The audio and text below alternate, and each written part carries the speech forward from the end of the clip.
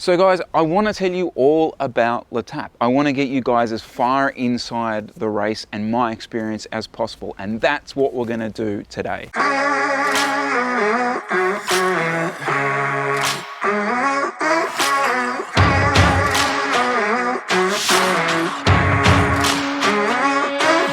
storm is coming, but I'm prepared.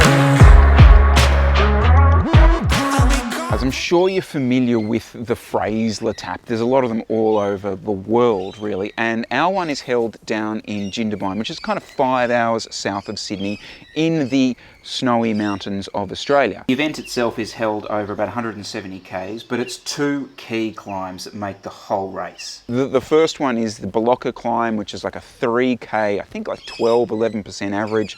That's an average. There's like 15% sections and 5% sections, so it's pretty horrible. And then later on is the Perisher climb. It's the 1 hour, it's Oarscat, it's one of the best climbs in Australia, and we get to race up it. We never get to do this, and we get to race down it. Oh man, it's such a good race. You're gonna love this. You are going to love this.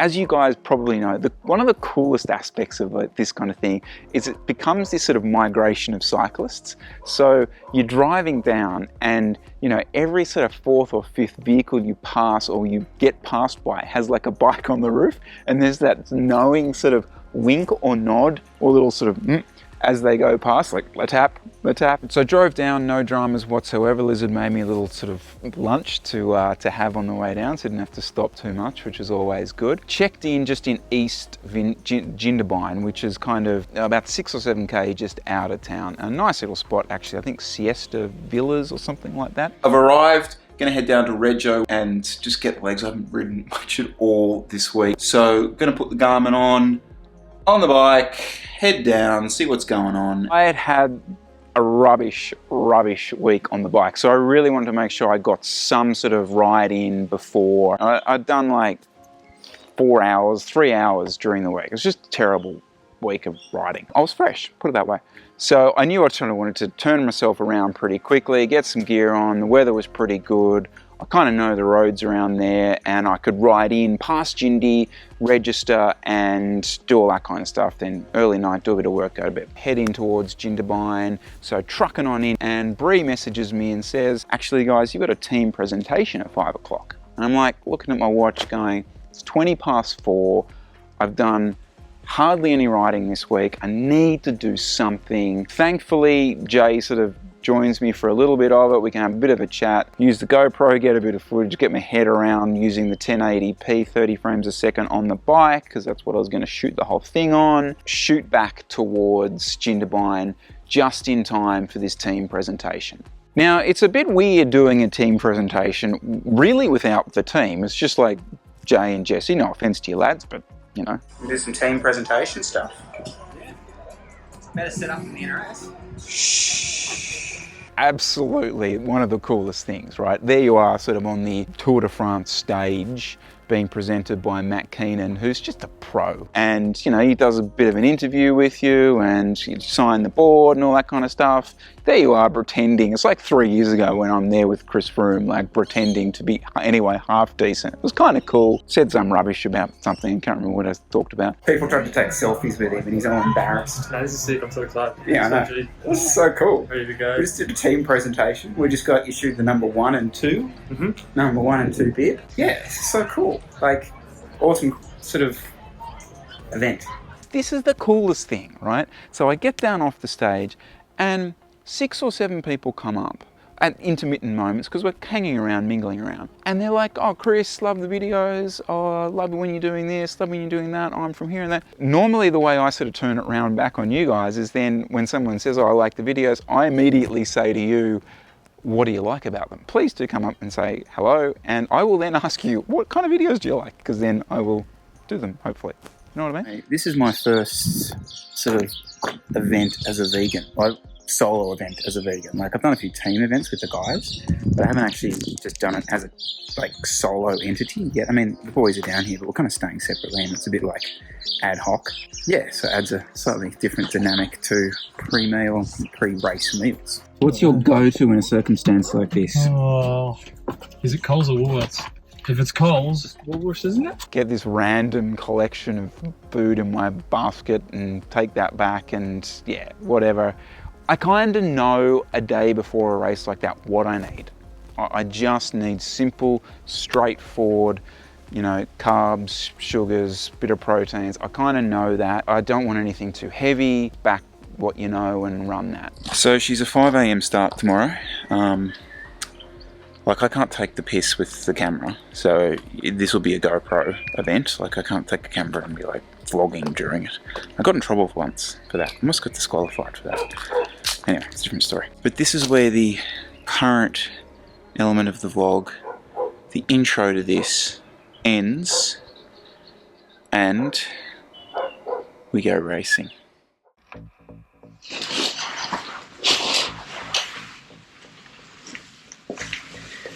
Good news is it looks dry this morning, guys. At this stage, it looks a little bit dry, which is what we want. So about a 15-minute roll now down into to Jindabyne for the start. Just trying to work out what to wear. I've gone a base layer jersey arm warmers. Put my leg warmers on now, but I'll probably be able to ditch them at the start line, I think. Gave myself a full hour to get myself ready. Charged on down with Jesse and that 6 or 7k ride into town to get prepared for the whole thing. JC's decided to run no base layer, big call. It's smoky, so there's a few fires around, but they're kind of saying there's no issues with the health. So yeah, I'm going to try and run the GoPro, guys. So sit back, enjoy. Jesse's forgotten his camera, as always, but Jay will have one, so that'll be good. Let's do it. 5, 4, 3, 2, 1, 0.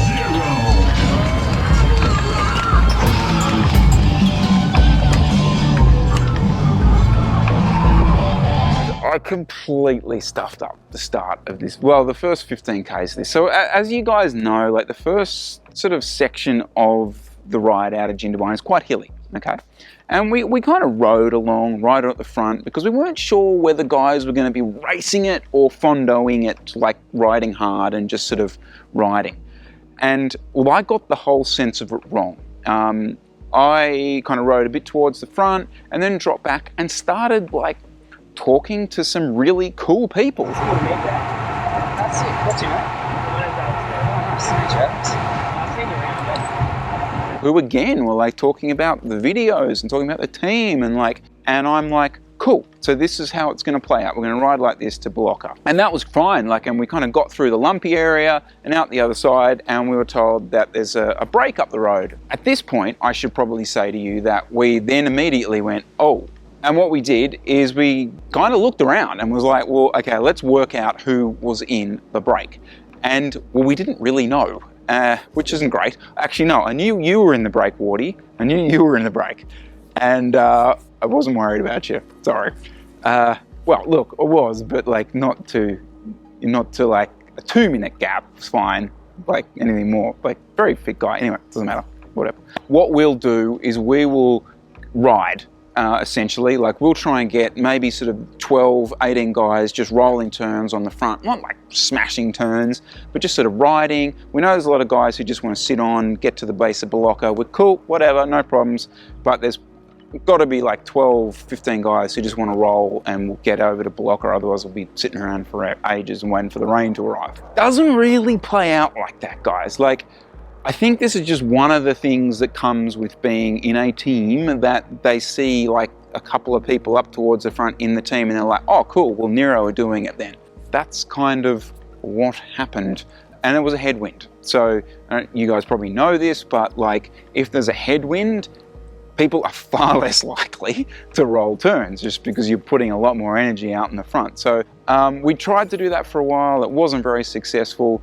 We thought we had everything pretty much sorted here. We thought there were 3 or 4 up the road. We're going to hit the base of Blocker. They've got about 2 minutes. No problem. Hit the base of Blocker and GoPro is working. we are in business, we are riding. Didn't really have a plan, just was like, let's ride it. And well, so we hit the base, JC's kind of on the front, the base of it is super steep, super steep. So I kind of just roll through and I'm like, well, I'm just gonna ride my tempo. It's so steep that it's not one of those ones where you kind of do anything other than your speed up it, okay? And those kind of climbs are not really the kind of climbs you get any benefit out of actually sitting in a wheel, especially at the bottom part of this climb, because there's really no wind effect here, just obviously from the speed that you're doing, and also from the fact that it is, well, that trees that you can see towards the right there are blocking really any headwind. Now, I did this 2 years ago when Letape was shortened, and I made a really bad mistake that I dropped the wheel of Jesse as we just rounded into the flat section, which kind of comes about 1 or 1.5 Ks into the climb. So really the only kind of thinking I had going into this particular climb was make sure you fight over that first, into that first flat period, because what tends to happen is you get some headwind there. I will say there's this motorbike there on the right, and I can remember screaming at him because he's in a super low gear and he's like, fumes are like blowing into my face. I don't know how the guys on the tour sort of put up with that kind of stuff, but anyway. So you can sort of see there's a few guys up the road, a few little 1s and 2s sort of just snuck away as we kind of got to the base of Bolocka, because everyone was really just starting to look at each other. But yeah, look, I'm happily just going to ride my tempo. I'm not looking at numbers, I'm not doing anything like that. I'm just going to ride my cadence that I want to ride up this first steep section. So we hit the first plateau section of the climb, and I'm still in the front, and I realise, you can see like 6-7% now compared to like 15, and I realise, hang on, there's a big headwind here. So I flick my elbow. I don't really know who's behind me at the time, but I just flick my elbow because I'm like, well, do you know what? I really don't need to be riding on the front right now.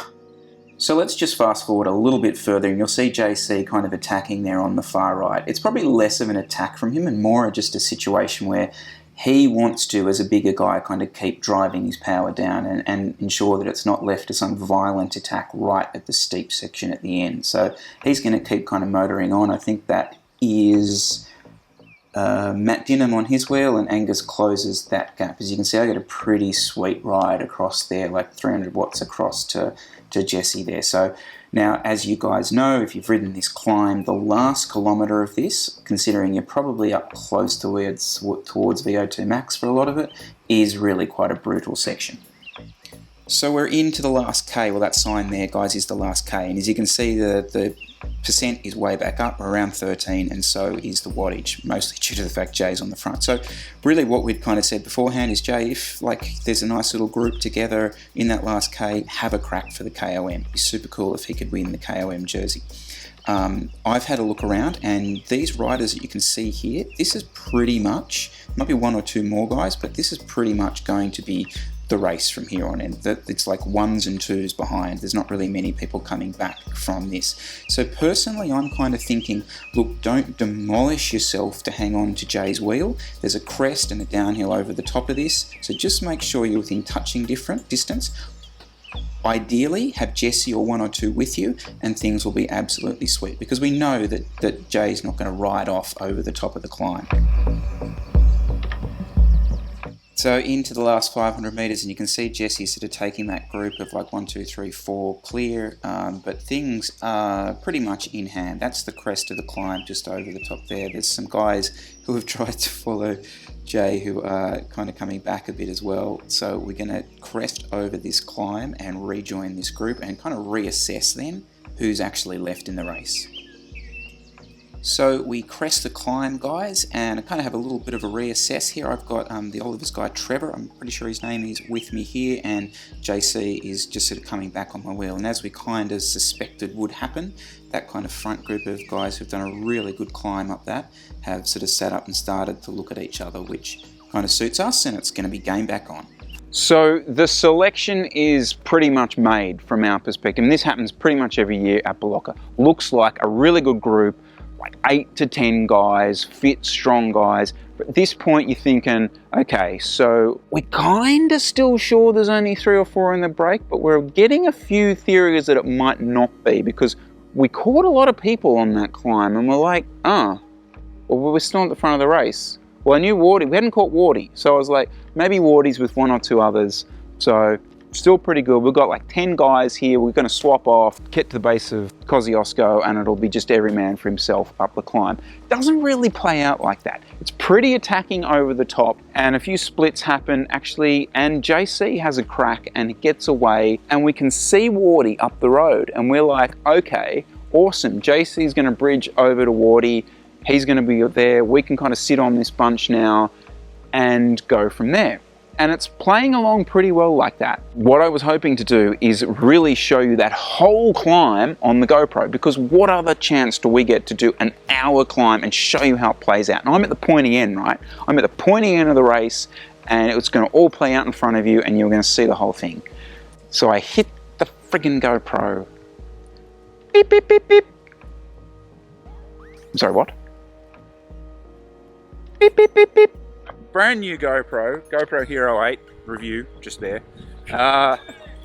Went dead after literally... It's dead. It's gone. So you got me telling you the story. Well, we got a bit of it. Okay, we got a bit of it. So we're coming down into Kosciuszko, and Jay had been quite quiet at this point, which is rare for Jay. We're coming down into it, and I'm like, mate, we're going to hit the bottom of he hasn't been up it. We're going to hit the bottom of Kosciuszko. It's a headwind. I don't care. Do your thing. I reckon you just sort of ride the front for a bit. And he knows what that means. So we come through the base of the KOM. We can kind of see Jesse and Wardy up the road. I'm thinking front of the race, right? The first 10 minutes, he just demolishes the 10 guys we're with. I mean, look, I can't turn. I'm on Jay's wheel, right? I'm on Jay's wheel and fighting. I'm fighting to hold this wheel. I'm looking down and he's climbing. He's climbing in the drops, like seated in the drops. And I'm just like, this should not be hurting me as much as it is. He's in a headwind. It's a brutal headwind. I don't turn around. You don't turn around in these situations, because I just had a feeling that I knew it was hard, but I didn't want to see lots of people behind me. So just hang on for as long as you can. 10 or 15 minutes in, he does drop me. I'm kind of sitting on his wheel and I have to swing out, because I'm just like, I can't hold his wheel any longer. And I swing out and I expect like, boom, boom, boom, boom. Like I expect like 8 guys to come past me and like me just to be like, well, that's crap. But I swing out and like 3 guys go past and I'm like, oh, hang on. No one else here. So I'm like, come on, Chris, fight! So I swing back in, and to be fair, right, Jay at that exact moment turns around, sees that I'm kind of lingering a bit, and he backs off it, and I come back over to them, and then whoop, back he goes again, right? So I'm like, you get that re-motivation at that point, because you're like, okay, well, I'm not the first guy dagged out of this front group now, so just keep fighting. Your mentality changes. Oh, I gotta start cooking dinner. Continuity change. We catch up to Jesse and Wardy who'd been at the break, and as I'd said before, I thought that was front of the race. And then as soon as we got there, Jay just whacked it. He smashes it. Ben Metcalf tries to follow him. So I see Ben gets dropped by Jay, who actually doesn't get across to him. So I'm like, okay, there's my target. Get across to that. So it took me like 2 Ks, and this is how good is this about long climbs. It took me 2 Ks, and I eventually get across to Ben and Trevor. I'd love to say that I was sitting on them for tactical reasons, but the reality is I'm sitting on them because I didn't have much left. And at this point, I'm thinking, Jindabyne, solo, we'll win. Hang on here. I'm on the podium. Happy days. So, trucking along on the rivet, but thinking good thoughts. Com car comes up next to us and he says, "Gap's 2.5 minutes." And I'm like, 2.5 minutes? Jay's just up there. That's 2.5 minutes. At which point the penny drops. There's another guy up the road. So, bit of a heart sinking moment. And yeah, so as it turns out, Campbell God, I'm gonna have to remember his second name. Sorry, Campbell, insert name here. Solo by like 2.5 minutes. Jay's not gonna get him, so we're essentially fighting it out for third. Guys, like, it's starting to get cold up there. It's like hailing, it's sleet, it's headwind. This is the best descent I've ever done in my life. It is fast, it's just technical enough that it's like got enough to it, but I'll throw another awesome element to it. You're going back down and there's like hundreds of people coming back up and they're all cheering your name. It's so cool. You're coming flying back down like, go Grass, go Nero. Anyway, we get to the bottom, the comm car comes up and says, you guys are fighting it out for third. This is probably the only down part of the whole day. Like, the run into Jindabyne from the base of Perisher was a bit of a schmozzle. Witches hats, lane changes, all kind of things. Ben whacks it with about 4Ks to go. Trevor can't go with. I jump across to Ben, so we kind of just managed to get away from Trevor, and we start coming into Jindabyne and we have a bit of a sprint. Ben wins the sprint, so he takes third. They weren't set up for a sprint, I have to say. Like, we were probably the only people in the whole race who sprinted, because first and second didn't have anything to sprint for because they were solo, and yet we were fighting for a podium place. So, but poor old Ben, like, he's like sideways squealing into the brakes, into the sort of gantry thing. Like, it was 50 meters past the finish line, and you got the volunteers there trying to hand you a medal, and we're like coming at them at 70 k's an hour because it's like a downhill 53.11 sprint. Campbell Jones has won. Jay has come second. I have finished fourth over the line. Benny Mac. God, beat ya! Yes! Yes! Well done. Good one. That was one of the best races that wasn't a race on the calendar. Yeah, It's really, really fun. Really good course. We just don't get to race on like roads like that. We just don't. Yeah, but what an event, guys. What an awesome event.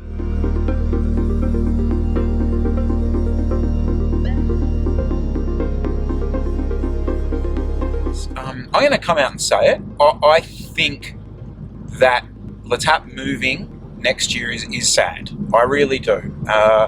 Obviously, this is coming from someone who loves riding around the Southern Highlands, around Kiama, around Kangaroo Valley. You know that. I love that part of the world. But there is something outrageously special about hitting the base of Kosciuszko. You have an hour alpine climb in front of you. It's not a climb that really any of us do at any other time of year.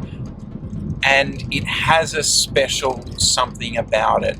The changing landscape, the changing vegetation as you go up. And more than that, guys, I think what is special about these type of events is the fact that they are removed from your everyday life. And, you know, everything then there is centered around Jindabyne. And Jindabyne's buzzing. It's buzzing with cyclists, it's buzzing with outdoor stuff. And you're in that kind of community. We're going to move closer to Sydney. Guys are going to be doing it as a down and back on the day. Most people will then hang around in the village and have a few beers and not a sausage sizzle afterwards. But that's going to be missing next year. And I really think that's disappointing. I know the reasons they're doing it, but from a punter who wants to go and experience these things, I think we're going to miss something special about that event.